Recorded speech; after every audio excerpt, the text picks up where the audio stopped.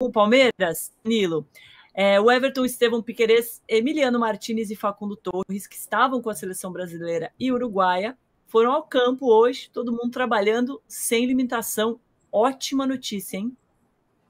É uma boa notícia. A gente tem que lembrar, os uruguaios estavam em El Alto, lá na Bolívia, teve altitude, mas o Piquerez jogou pouco tempo. Facundo nem no banco ficou, só serviu ali para tomar um té com os uruguachos e nada mais.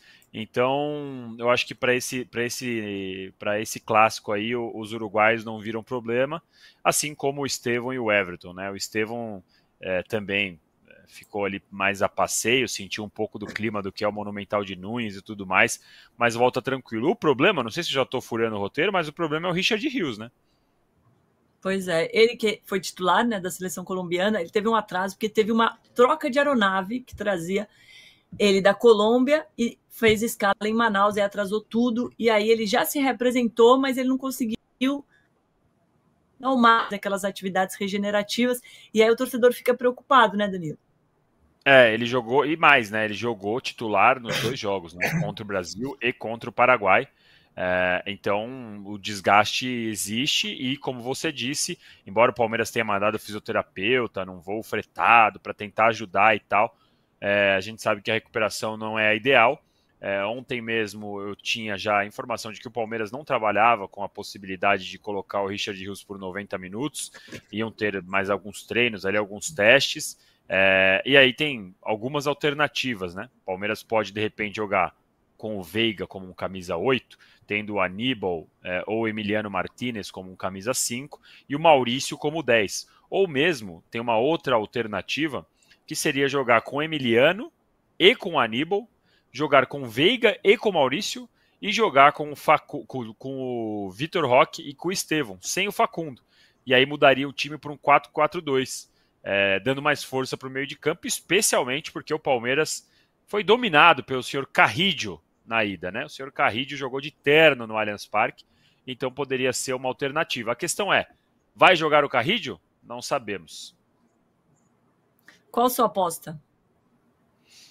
Eu acho que o Carrillo joga 60 minutos, 45 no primeiro e 15 no segundo e sai.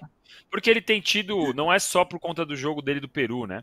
Ele tem tido algumas questões físicas, o próprio Ramon já falou disso em entrevistas coletivas. E vamos lembrar, o Carrillo, por exemplo, ficou fora contra a UCV lá no primeiro tempo. E o Carrillo é o melhor jogador do time. Não fazia sentido você tirar o melhor jogador do time, a não ser por questão física. Ele entrou depois do segundo tempo, o time até melhorou um pouquinho lá na Venezuela. Mas para mim o Carrillo é o nome do Corinthians nesse primeiro trimestre que a gente está vivendo aí. Então eu acho que ele vai para o esforcinho ali, jogar uns 60 minutos e aí provavelmente poupado contra o Bahia na estreia do Brasileirão. Você concorda, Ju, que ele é o nome desse trimestre no Corinthians? Sem dúvida nenhuma. Sem dúvida nenhuma.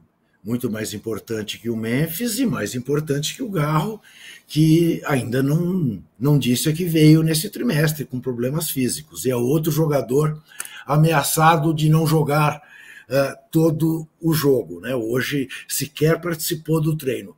Eu tenho para mim, conversava com o Bira e com você, Domi, antes de a gente começar o programa, que é um pouco, faz parte da guerra de nervos, de esconder o jogo, né? Essa coisa assim, o Corinthians talvez entre sem o Carrillo e sem o Garro, são 2 desfalques monumentais, né?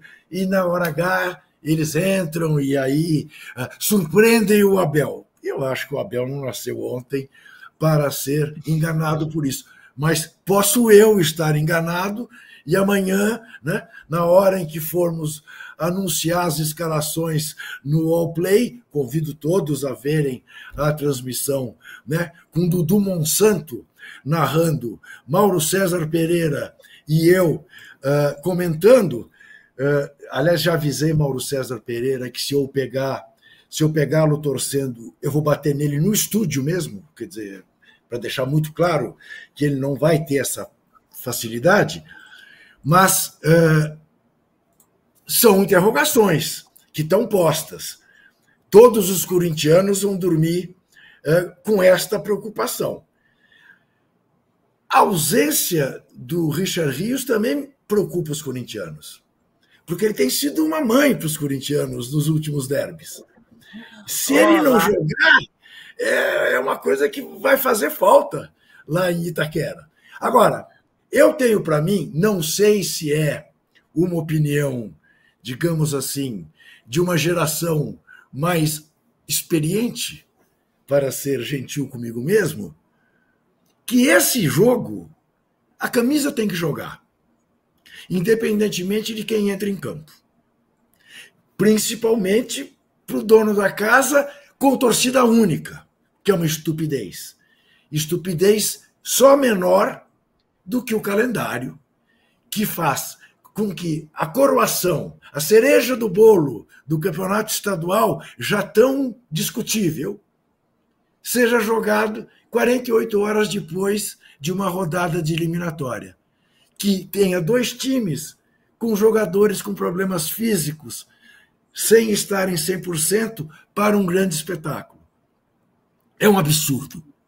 É um absurdo. Claro, lesões acontecem independentemente do calendário, lesões acontecem no treinamento, lesões acontecem descendo a escada, fazendo a barba, cai a loção de barba no pé e corta o pé do jogador, como já tivemos casos, né, de jogador que ficou fora de Copa do Mundo por isso.